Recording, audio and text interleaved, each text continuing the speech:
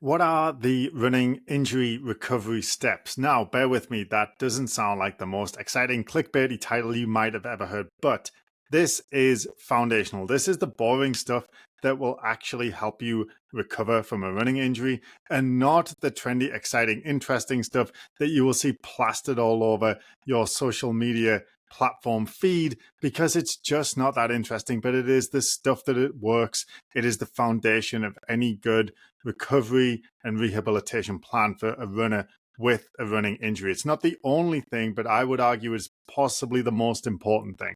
And that's what we're going to talk about today. Now, the running injury recovery steps deal with one of the critical components. So the three critical components to avoiding injuries and becoming a lifelong runner are optimizing resilience, strength, and form. So we have our pyramid, we have form on the top, strength in the middle, and resilience on the bottom. Resilience or toughness of the joints, the ability of the joints, tendons, ligaments, and bones to tolerate all of the pounding that we do as runners is, I would argue, the most important factor when it comes to how you are going to recover from an injury and whether you are going to get injured again in the future. The more resilience you have, strength and toughness in those structures, the less likely they are to get injured, and the more robust and resilient they become, the more running you will be able to tolerate. And thus, if you are recovering from an injury, increasing the resilience in your structures of your tissues is vital. So that's why we put it at the base of our pyramid. So we have our three critical components of resilience, strength, and form. Resilience forms the base. I would argue it's the most important. Running is the rehab. If you want to run, you have to run. If you rest from running for a protracted period of time, even if that's to try and help you recover from an injury, you will get weaker. Your structures will get weaker. They will lose their resilience. They will lose their ability to tolerate the pounding. And that is a big part of the reason that a lot of runners get stuck in the running injury spiral where they go from injury to rest to weakness and back to injury. And it just keeps going. Pain, rest, weakness, pain, rest, weakness. It just keeps going. So to get out of that, we need to use running as the rehab. This is what we always say. Using running as the rehab is specifically titrating the dose of running that you are putting through your body each day, each week, and each month to get it to adapt, to become stronger, to become more resilient. If you have pain in your knee joint, you are making that knee become more resilient and strong and tough by putting impact through it, going to sleep, putting impact through it, going to sleep, putting impact through it, going to sleep. When you're asleep, it will adapt. It will become stronger, more resilient, and less sensitive in response to the stimulus that you're applying. Now, it's really important that we get that stimulus right. Too much, you're going to irritate it and potentially even damage it. Too little, and it's going to get weaker. So we have to get the dose right. And there's lots of different ways that we're going to approach getting that dose right. One of the most important is that we follow steps. So we get tolerance at a certain step before moving on to the next one. And that's what we're going to talk about today. So we have 5 steps in our running injury recovery steps, starting at the bottom with a runner who literally cannot tolerate any running whatsoever. Their pain is so bad, if they run for 10 seconds, they get red light pain. It hurts immediately. And at the top, we have a runner who can run as much or as fast as they want, and now they can just go and focus on performance. And we want to work through these steps, gradually increasing your tolerance to running by increasing your capacity, by increasing the resilience in your tissues, in your bones, your ligaments, your joints, your tendons. This is what's going to allow you to progress through the steps until you can return to full training and then focus on performance. So we'll go through the steps one by one. So right at the bottom, step 0, you can't run at all. The pain is so bad, your running capacity is literally 0. You get red light pain as soon as you start to run at all. Okay, congratulations. You're in a bad spot. You're at step 0, but all is not lost. We can still put impact through that joint and we can ask it to adapt. And then we can put more impact through it and ask it to adapt. We just have to get the dosage right. So we start with walking. right? An example might be doing 4 walks per week. They're half an hour each. But during those walks, we're going to do some pogo hops. If you don't know what a pogo hop is, you're basically bouncing, right? It's a little bit like skipping, except without a rope, so you don't need to go get a rope. It is the sort of lowest form of impact stress you can put through a joint practically. And we're going to do that in combination with the half-hour walks, because the half hour of walking is going to apply a little bit of impact tolerance stress as a stimulus. Not much, to be honest. It's really when you do those pogo jumps, which we might get you to do for like 30 seconds or 60 seconds, and you're bouncing on the legs. And whether it's the knee or the Achilles or the shin or whatever is the problem area, it's going to adapt to that stress, become less sensitive and more resilient, stronger, provided that it's not too much, but also not too little, just the right amount. That's what we're looking for. Now, you'll stay in step 0 until your body is saying that you're ready to move on to step 1, meaning that you can tolerate you can tolerate walking with pogo jumping and you're not getting any orange or red light pain. We're staying in the green and we're just working on that for 2, 4, 6 weeks, however long it takes until your body adapts to it. Then we can move on to the next step. The next step is run walking. So that's where we're going to walk for like half an hour. We might do that again 4 or 5 times a week, but we're going to titrate small doses of running into those walks.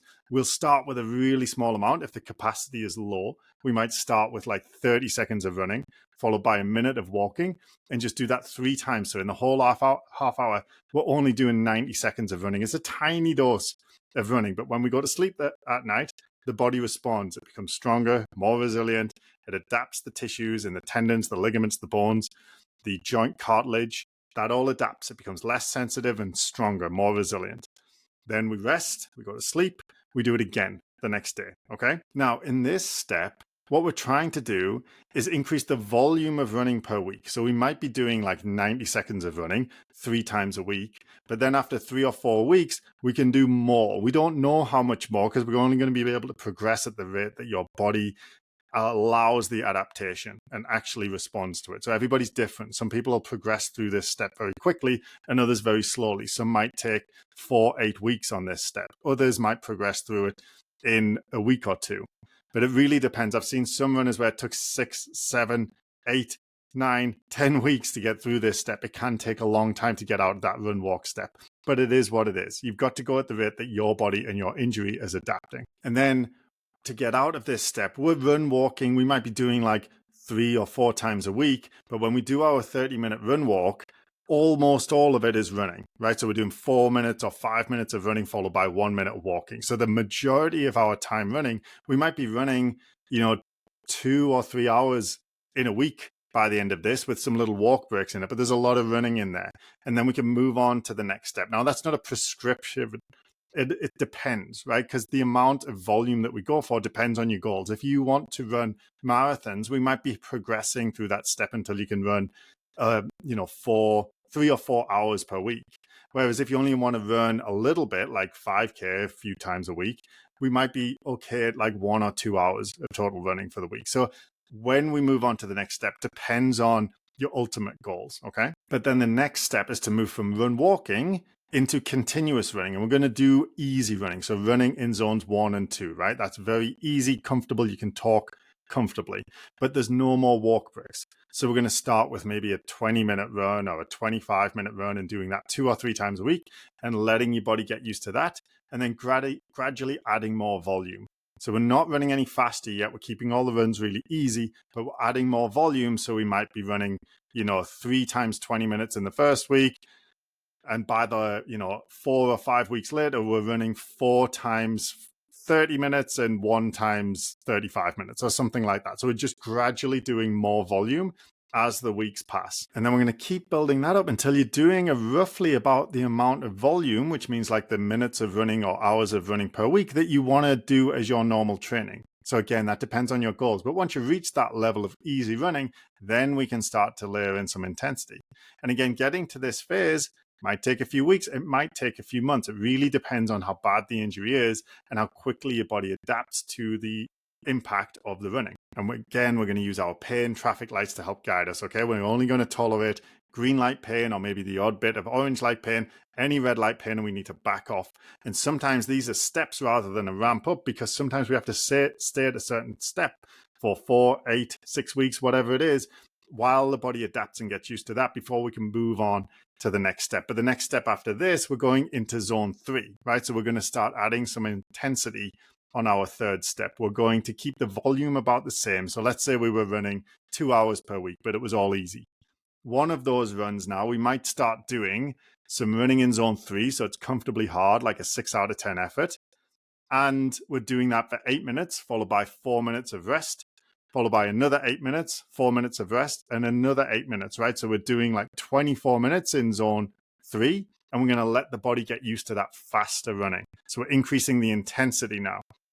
What that does is each step we take when we're running faster, the stress experienced by wherever the injured tissue is, whether it's the Achilles or the foot or the knee or the shin, the stress per step goes up when we are running faster, which is why we wait until we have a good amount of easy running tolerance before we start adding faster running. And that's what we're going to do now. We're going to start dripping in a little bit of faster running.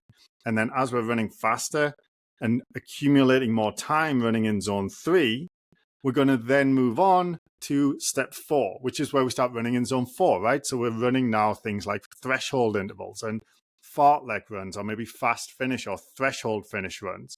So these are runs where we have some time, maybe 4 minutes, maybe 3 minutes, depends on the workout, and repeating a number of times. But we're going into zone 4, which is like, think 10K pace kind of range. It depends on the person, but it's fast. It's not something that we can sustain for longer than an hour, right? So it's fast running. And then when we're going to do that for, again, 4 weeks, 6 weeks, 8 weeks, however long it takes for you to get used to that, and the pain is not going into the orange or red anymore, then we can move on to the next step, which is step 5. That's where we're going to start bringing in zone 5 running, right? So zone 5 is top end. So that's like hill sprints or sprint intervals, where you're running at an all-out pace for 100 meters, 200 meters, or 1 minute or 2 minutes, depending on the workout again, but it's the fastest pace that you can run for periods of time. And then getting used to that pace, but then getting used to more reps of that pace. So instead of doing like 3-minute intervals in a session, the next week and the week after, you might be doing 4 and 5 intervals, 3 minutes at zone 5 pace. So we're adding more volume of the intensity. So in the first few steps, the first 3 steps, we're adding more volume of running, easy running. And then in the subsequent steps, we're adding more intensity. So we're running faster. And then as we progress, we will add more volume and intensity. And once we can tolerate all of that, then we can move into performance, because now we're no longer limited by the pain, because we can tolerate a large volume of running and we can tolerate intensity all the way up to zone 5 sprinting. Now we have good resilience in, let's say, the knee. In this instance, the knee was our injured area, and now it can tolerate a lot of volume and intensity. Now we can move on to performance training, which is where we try and get fitter and faster and run further. But now we're no longer constrained by our injury, and we can move on to performance. And these are the recovery steps from injury all the way through to performance. Now, depending on where you're at, you might come to work with us at a different step. You might be right down at the bottom on step 0, where you can't run at all because the pain is so bad. If you try and run for 20 seconds, it hurts too much. We can help runners like that. We just have to meet them where they're at. We don't ask them to run for 20 minutes. We don't ask them to run, walk. We don't ask them to just guide themselves, right? We give them specific walk and pogo jump routines to do, along with their strength training and their biomechanical optimization, to make sure that as the weeks pass, they can tolerate more. And then when we can tolerate more, then we add some more. At the same time, we get runners coming to work with us who are much higher. They can do 2-hour runs. They can do fast runs in zones 4, sometimes even zone 5. But when they really push, when they add more volume at that level, or when they add more intensity, they have trouble when they're doing hill sprints, for example, right? So they're much higher up on the steps, but they are still on the steps. They're up and around step 4 and 5, and that's where we have to meet them. And then we train them there and move them up from there. So depending on where you are with your injury is going to depend what your running capacity is, which is how much running you can tolerate and what type of speed and intensity you can tolerate.